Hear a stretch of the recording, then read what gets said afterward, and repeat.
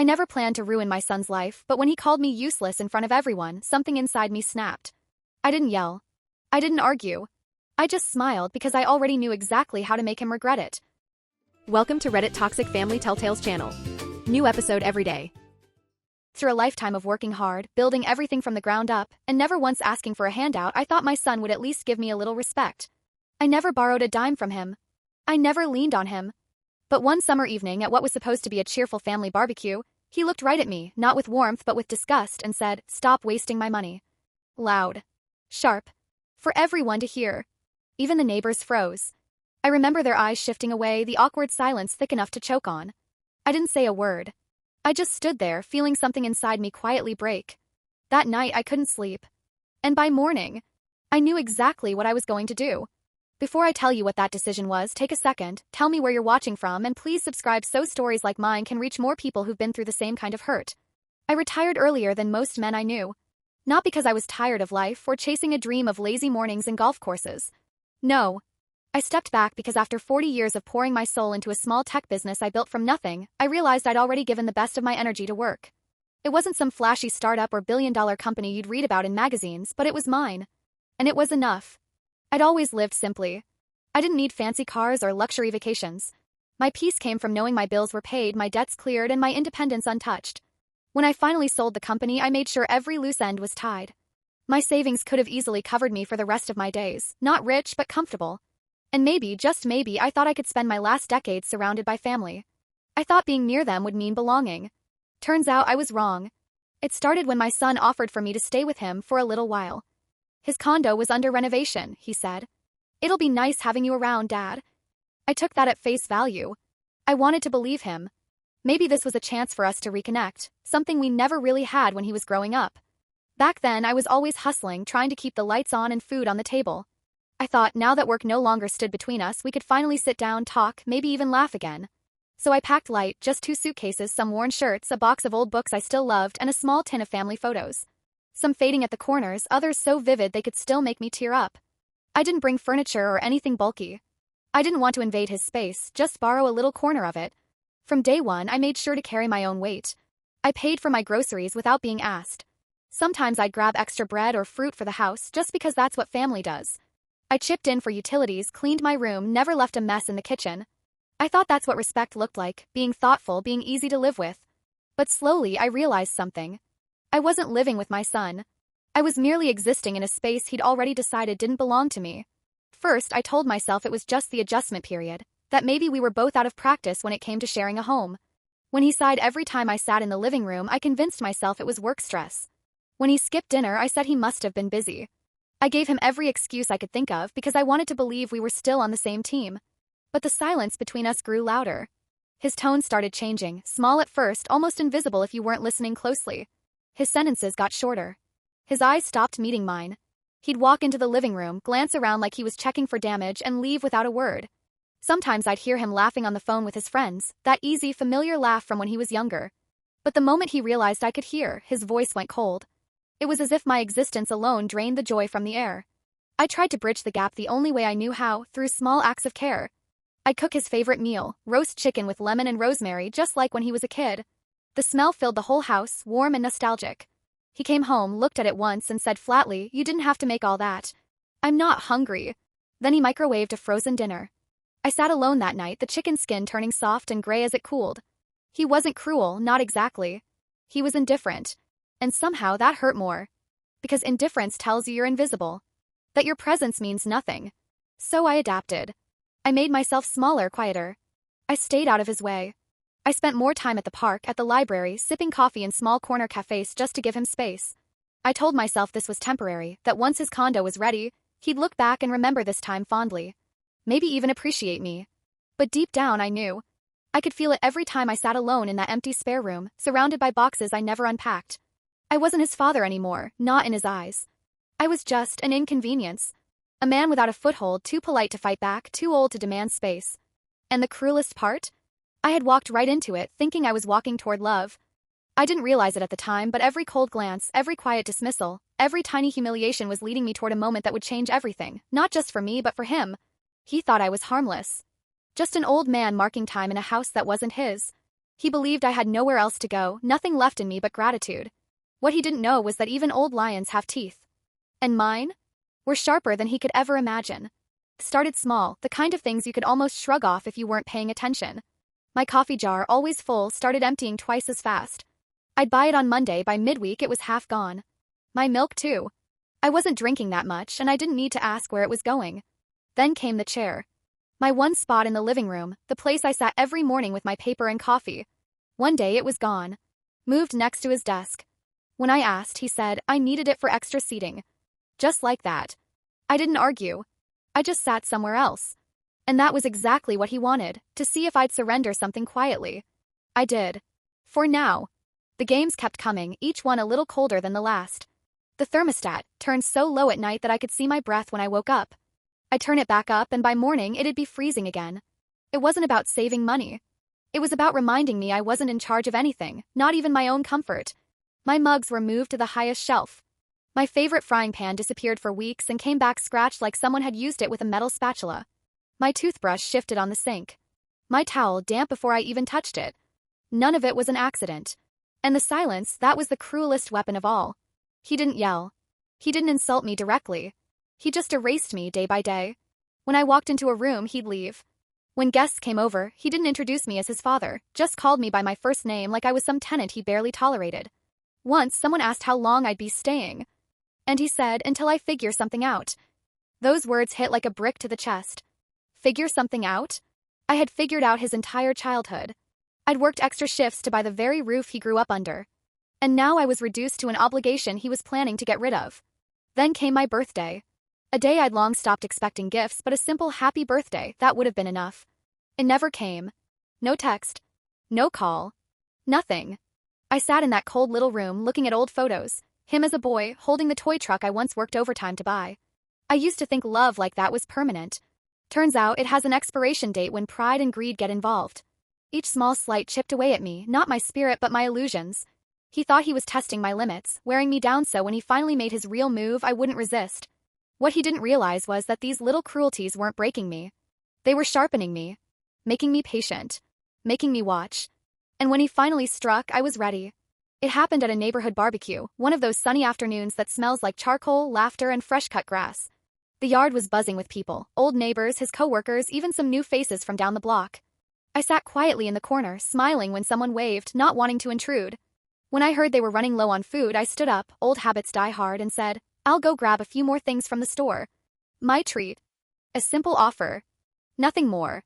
But before I could take another step, his voice cut through the chatter like a blade. Stop wasting my money, old man. You're eating for free here. The laughter stopped. The air went dead quiet. Someone dropped a fork. Even the grill seemed to hiss softer. I looked at him, beer in hand, half smirk on his face like he'd just told the punchline of a great joke. He didn't blink. He wanted this moment. No one knew what to do. A few of his friends glanced at the ground. One neighbor cleared his throat, pretending to check the food. No one looked at me. That's what humiliation feels like. Not just the insult, but the silence that follows. I didn't defend myself. I didn't raise my voice. I just stared at him for a second, long enough for him to see the calm in my face, and then I sat back down. Inside, I felt something heavy settle in my chest. Not sadness. Not anger. Something colder. A decision forming quietly in the space between humiliation and resolve. The rest of that barbecue was a blur, voices, music, laughter that never quite came back to life. But his words hung in the air long after the smoke cleared. That night, when I got back to my room, I replayed it over and over. The tone. The smirk. The way no one spoke up. It wasn't just disrespect, it was a warning. A declaration of dominance. He wanted me small. Dependent. Powerless. But he didn't realize humiliation is fuel for a certain kind of fire. And some fires don't burn out, they plan. That night, I sat in the dark, listening to him come home hours later, still laughing on the phone like nothing had happened. I didn't move. I didn't eat. I didn't sleep. I just sat there, staring at the wall, letting one single thought settle in. He had no idea what was coming. The next morning, I woke up before the sun, thinking maybe a quiet cup of coffee would make the house feel normal again. For a second, I let myself believe the night before had just been a bad dream. But when I walked into the kitchen, I froze. The pantry door, the same one I'd opened every morning for months, now had a small silver lock on it. A lock. I just stood there, staring at it like my brain needed a few extra seconds to process what I was seeing. Then I noticed the note on the fridge, his handwriting neat and deliberate. Stay out of the kitchen after 8. Need to keep things organized. Organized. That was his word for exile. I opened the fridge anyway. The milk was nearly gone, even though I hadn't touched it in days. I checked the cupboards empty. Not even a slice of bread left. Just one sad box of crackers I'd bought the week before. I stood there for a long time, the cold light from the fridge humming against my face, realizing what this really was. He wasn't just controlling space. He was controlling access to food, to comfort, to dignity. That night, when the house went quiet, I walked back to the kitchen just to see if he'd really meant it. It was 10 p.m. and sure enough, that little silver lock gleamed in the dark. The kitchen, the heart of any home, was off limits. Like I was some boarder renting a forgotten corner instead of the father who'd raised him. So I went back to my room with a mug of weak tea and those stale crackers. I sat on the edge of the bed, chewing slowly, not because I was hungry, but because I needed something to fill the silence. The same silence that had started to swallow my days whole. Through that, small things began disappearing one by one. The coffee maker, gone, moved into the pantry where I couldn't reach it. The sugar jar vanished. The TV remote disappeared too. When I asked, he shrugged. Oh, it's somewhere around. Sure. Somewhere in his room. It wasn't about sugar or television. It was about control, the kind that's invisible, quiet, but absolute. And yet, I didn't confront him. I didn't shout. I didn't even sigh loud enough for him to hear. Because while he was locking doors and playing games, I was sitting quietly, remembering something he didn't know, or maybe had forgotten. When I sold my small tech business years ago, I tied up most of my finances neatly, cleared debts, handled taxes, closed the main accounts. But there was one I never closed. A joint account. The time it was just for convenience, paying off leftover business costs. Later, my son began using it for his startup expenses. He was the one making withdrawals, paying vendors, transferring rent for his office space. He probably thought of it as his company's account by now. But legally, it was still ours. My name, my rights, my access. He never asked to take my name off because he assumed I didn't care. That I'd forgotten. He underestimated me, again. Once a year, I'd quietly check the account just to see what was happening. And what I saw each time made my stomach twist. The balance went down more often than up. Money burned on fancy toys, car parts, watches, getaways. Not investments. Not growth. Just indulgence. I said nothing. Until that night. After discovering the lock on the pantry, I went back to my room and opened my laptop. My fingers hovered over the keyboard for a moment, not out of hesitation but out of clarity. I typed in the login, watched the screen flicker, and there it was, the account balance. Lower than last year, but still solid. Enough to matter. I scrolled through the transactions. Thousands gone in the past few weeks alone. And then, like an echo from a wound that hadn't closed, his voice replayed in my mind. Stop wasting my money. My money. I closed the laptop. My heartbeat didn't even quicken. I was calm, frighteningly calm. Because right then, I knew exactly where the real power lived. He thought it was in his house, his rules, his locks. But real control? That sits behind passwords, routing numbers, and signatures. And all of those still belong to me. That night, I went to sleep peacefully for the first time in months. Because the next day wasn't going to change me. It was going to change him. When dawn came, I didn't hesitate. I wasn't driven by anger, just quiet resolve. The kind that builds when humiliation turns into focus. The house was still, that heavy kind of stillness that only exists before sunrise. I made my tea, no milk, no sugar, and sat at the small kitchen table. I thought about that barbecue, his smirk, the words that had sliced through me. He'd said them like he truly believed them, like I was an expense he couldn't wait to cut loose. I finished my tea, rinsed the cup, and went back to my room. I opened the laptop again, typed in the password. The numbers popped up on the screen. This time, they didn't look like savings. They looked like ammunition.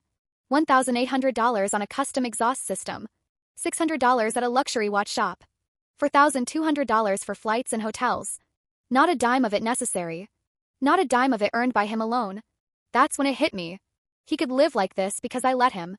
Because I stayed quiet. My silence had been his permission slip. My name on that account, my signature, was the quiet engine behind his arrogance. I closed my eyes and pictured him swiping that card somewhere expensive, bragging about his success, calling me a burden in the same breath. I thought of the cold rooms, the locked door, the empty shelves, the laughter he shared with friends while pretending I didn't exist. And for the first time, I didn't feel hurt. I felt ready. He thought he'd stripped me of power. But he'd forgotten one simple truth. The man who built the foundation never loses the blueprint. And I still had mine. That was the moment it all clicked, not because of what he said, but because of what I finally realized. I didn't have to stand there and take it anymore. I didn't have to swallow his arrogance just to keep a roof over my head. Because that roof? That floor? That air he breathed so confidently? I owned part of it. I had the proof, cold, simple, undeniable, right there on my laptop screen. And in that instant, everything shifted. It stopped feeling like revenge. It started feeling like balance. I reached for my phone not to call him, no, that would have ruined it, but to call the bank. I already knew exactly what I'd say. I'd like to secure my account. I need to protect my assets. Simple. Polite. Precise. Truth trimmed of all emotion. As I waited on hold, my eyes landed on that stupid sticky note still clinging to the fridge. Buy your own milk. I thought of the silver lock on the pantry door, the smirk when I asked about the missing remote, all those petty little humiliations stacked up like bricks, building a wall between us. People talk about breaking points like they happen in a flash, one big explosion, one final straw. But that's not how it works. No. Breaking points drip. One small insult at a time. Until one day the cup simply spills. This was my spill. When the operator picked up, my voice didn't shake. I wasn't nervous. I wasn't angry. I was clear. Clear in a way I hadn't been in years. By the time the sunlight started cutting through the curtains, I knew exactly what I was going to do, and what I wasn't. I wasn't going to warn him. I wasn't going to give him a chance to move money, shift balances, or play innocent. He'd shown me no courtesy, no respect, no basic decency. So why should I offer him the luxury of a heads-up? When the bank representative came on the line, cheerful and efficient, I matched her tone. Yes, I'd like to update the account, I said. Remove one name. No, I didn't need his permission. No, I didn't need to speak to him. She confirmed my authority and read me the usual legal script. It would take a day or two to process, she said. I thanked her, hung up, and exhaled. Not in relief, in control. Then I went deeper. I logged back into the account, opened every linked tab, and started the cleanup. Utilities? Transferred. Subscriptions? Cancelled. Auto payments tied to his credit cards? Gone. Click. Click. Click. Cancellation felt like reclaiming oxygen. It wasn't about revenge. It was about returning ownership. And then I turned to the one thing that mattered most, the house. The deed still had my name on it. He might have strutted around like he owned the place, but legally I still held the ground he walked on. Over the years, I'd let him manage the house, the renovations that made no sense, the friends who overstayed their welcome, the rearranged furniture that never felt right. But that patience? That was over. I called the real estate agent I'd spoken to months ago, back when I didn't have the courage to follow through. This time, I said 3 words that felt like freedom. I'm ready now. When would you like to list? She asked. Today. By mid-morning, I was out in the garage dragging out boxes. Not for my things, for his. Clothes, electronics, framed photos from events I was never invited to. I didn't fold. I didn't sort. I just packed. Fast, mechanical, deliberate. These weren't keepsakes, they were reminders, and I wanted every one of them gone. I didn't stop for breakfast. I didn't stop for lunch. The energy that ran through me was clean, focused. Kind that only comes when you finally stop waiting for someone else to do right by you and decide to do it yourself. The same son who thought I was too weak to survive without him? He'd walk into a house that no longer belonged to him, with accounts that no longer fed him, and a future that no longer leaned on me. At one point, I caught sight of a few neighbors watching through their windows. I didn't hide it. I wanted them to see. I wanted it whispered across the street, the old man, the quiet one, packing his son's things and setting them neatly on the curb. Let him explain that at his next barbecue. When the boxes were done, I moved to the smaller things, the details he'd used to claim the house as his. His favorite mug? Gone. His razor? Gone. His mail stacked neatly in a pile, ready for redirection. Every drawer I cleared made the house feel lighter. Every room I reclaimed breathed easier. By the time the light outside turned gold, I had handled everything, the finances, the utilities, the property, the purge. There was just one final step left. The step that would make sure there was no turning back. I called the locksmith. When he arrived, I didn't bother with a story. I just said every lock. Front door, back door, side door, garage.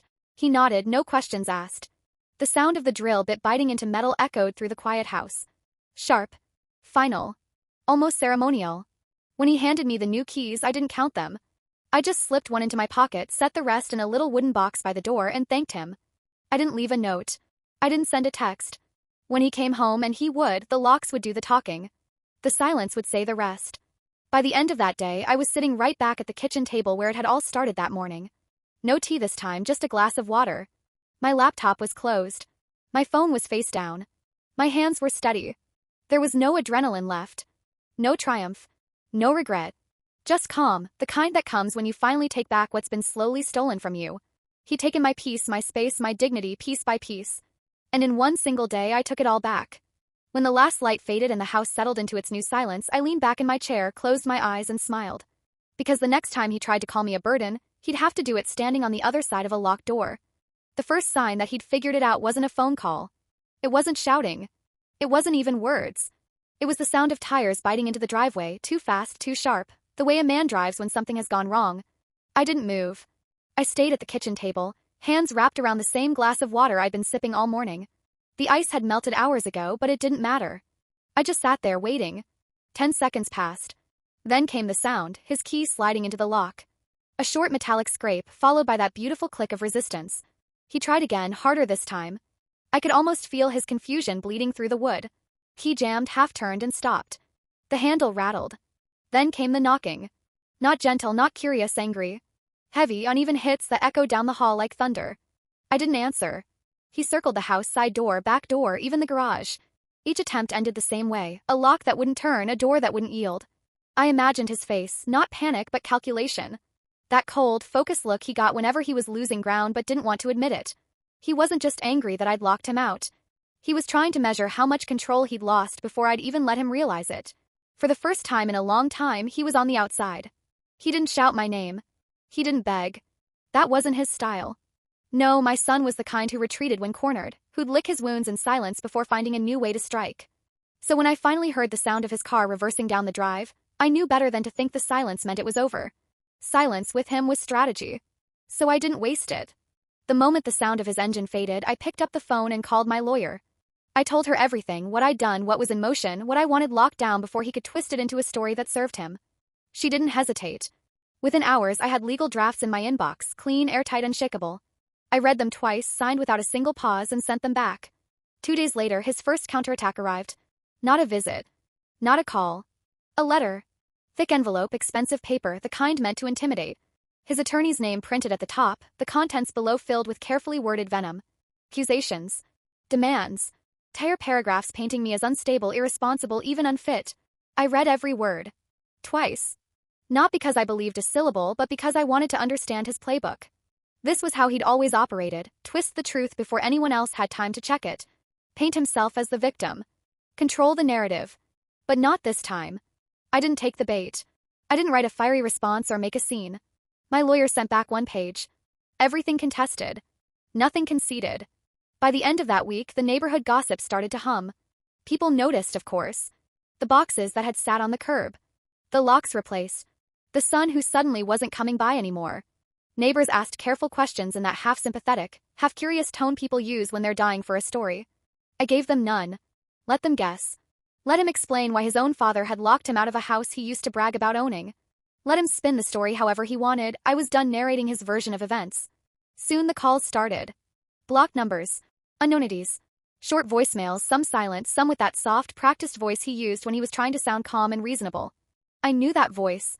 It was the one he used right before he lied. I let every call go unanswered. The financial tremors began not long after. The shared credit line closed.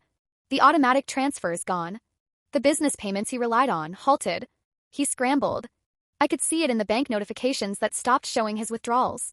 He'd built his comfort on quiet dependence, and I'd finally pulled the plug. Friends we used to see together stopped inviting him out.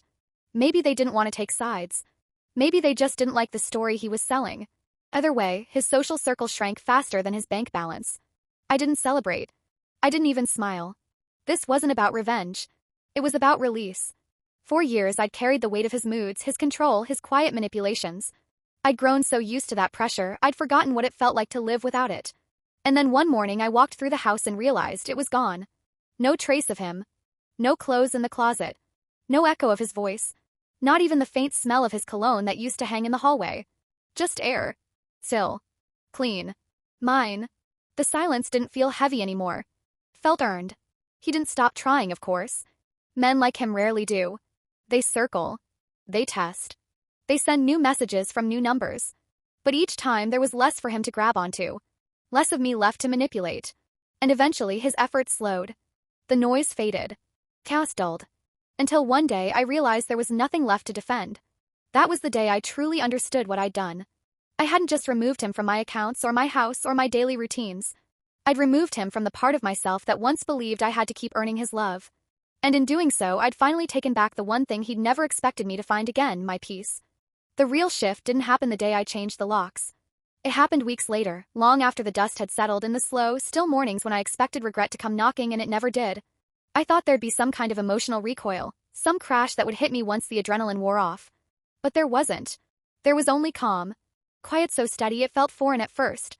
Like light seeping into a room that had been dim for years. Every day it spread a little further. Every day I realized I didn't miss the noise. People asked if I missed him. Always in that careful tone, like they were hoping to hear a crack in my armor. Something soft they could carry back to him as proof that I was still reachable. I didn't give them anything. Not out of pride, but because there was nothing left to give. The absence didn't ache. It didn't bleed. It just was. Like a scar that had already healed long before anyone thought to check on it. He tried, of course. Messages about clearing the air, about closure. I ignored them all. I didn't want closure. I wanted distance. And he didn't want closure either, he wanted an opening. I'd seen that trick before. The one where one polite reply turns into a conversation, then a plea, then a reset of the same old pattern. No, not this time. The house grew quieter. My days stretched with her. The bills were simpler. Calendar blessedly empty. For the first time in years, I could sit in silence without waiting for footsteps, without listening for doors slamming or keys dropping or sighs heavy with irritation. I hadn't realized how much of my mind he'd occupied until the noise was gone. He hadn't just filled the space in my house. He'd filled the space in my head. And now every corner was mine again. I built a new routine, not to keep busy, but to prove to myself that I could move through a day on my own terms. Mornings started with a walk around the block, coffee in the same old chair, the one that had been mine before he claimed it for extra seating. It wasn't structure I needed, it was freedom disguised as habit. The gossip eventually faded like it always does. People got bored when there were no updates, no fireworks. The story aged, the whispers cooled, and they moved on to the next broken family down the street. I let them. The less they spoke my name, the more peace I had. Then one day I saw him. At the grocery store. He was at the self-checkout, scanning something small. He froze when he saw me, his hand hovering over the barcode scanner like a child caught doing something wrong. I didn't stop. I didn't nod. I didn't offer even the smallest acknowledgement. I scanned my things, paid, bagged them, and walked past him as if he were any other stranger in line. That silence between us? Louder than any argument we'd ever had. I didn't need a final scene. I didn't need words to end it. Some endings aren't cinematic, they happen on a random Tuesday with fluorescent lights and background music, when you realize you simply don't care anymore. After that day, it was like his world and mine split into separate orbits. I knew he still existed somewhere out there, still working, still spinning his own version of the story, but it no longer touched me. Whatever narrative he was writing, I wasn't a character in it anymore. The house transformed in quiet, satisfying ways. I painted over the walls he insisted on keeping neutral. Rearranged furniture. Replaced fixtures he'd claimed were perfectly fine. It wasn't about erasing him, it was about reclaiming the space he once colonized with his control. There's a strange kind of freedom that comes when you stop rehearsing someone else's reactions in your head. I used to measure every decision against his possible judgment. But one morning I caught myself making a choice, a simple one about which picture to hang, and realized I hadn't thought about his opinion at all. That was it. That was the real victory. The locks, the papers, the bank accounts, those were just logistics. The real freedom came from no longer needing permission. The silence that followed wasn't something I had to defend anymore. It just was. The calls faded first. Then the texts. Then even the random sightings stopped. Like he'd finally understood what I had already accepted. No matter how many times he tried to circle back, there was nowhere left to land. At first, I thought I might miss the noise. Even toxic noise has a rhythm you get used to. But when it was gone, the quiet didn't feel empty. It felt clean. Like breathing fresh air after years of secondhand smoke. You don't need to warm up to it. It fills your lungs instantly. I started noticing how much space there actually was in a day. Hours unbroken by interruptions. Thoughts uninterrupted by worry. I could move from morning to night without the constant calculation of, what will he think? What will he say? That absence of tension was its own kind of wealth. In that quiet, I began to build things again, small things at first. A new hobby. A few plants by the window. A weekend spent repainting the hallway. It wasn't about starting over. It was about continuing, just without the constant drag of someone pulling me backward. A few old friends drifted back in, curious, cautious. The same ones who'd vanished when things got uncomfortable. I answered politely, but I didn't invite them back into my world. I'd learned to spot fair-weather people. And I'd stopped confusing familiarity with loyalty. I never checked up on him. Never asked anyone for updates. Never scrolled his name. Information is a rope. I cut mine clean. Whatever he was doing, wherever he was, it no longer mattered. My peace didn't depend on his chaos anymore. The house felt different now, not because of paint or furniture, but because of air. It was lighter. Easier. Mine. And that's when I realized the silence wasn't just between me and him. It was between me and the person I used to be, the one who explained, excused, tiptoed. That version was gone. People love to say time heals. But time doesn't fix what you keep reopening. Silence heals. Distance heals. Choosing not to return, that's what heals. I don't count the days since I last heard from him. I don't mark anniversaries of the break. I just live quietly, peacefully, fully. 'Cause peace doesn't make an entrance. Doesn't announce itself with trumpets or grand gestures. Just moves in quietly until you can't imagine why you ever lived without it. That's what the silence gave me. Not closure. Not revenge. Just proof that I could live freely, completely without him. And that was enough. I didn't need to block his number. I didn't need to slam the door. The silence did it for me. He wanted me gone. Now I am. And the money he once accused me of wasting? Keeping me warm. Thanks for watching. Today's train wreck is over, but tomorrow's ride is already on track. Subscribe so you don't miss it.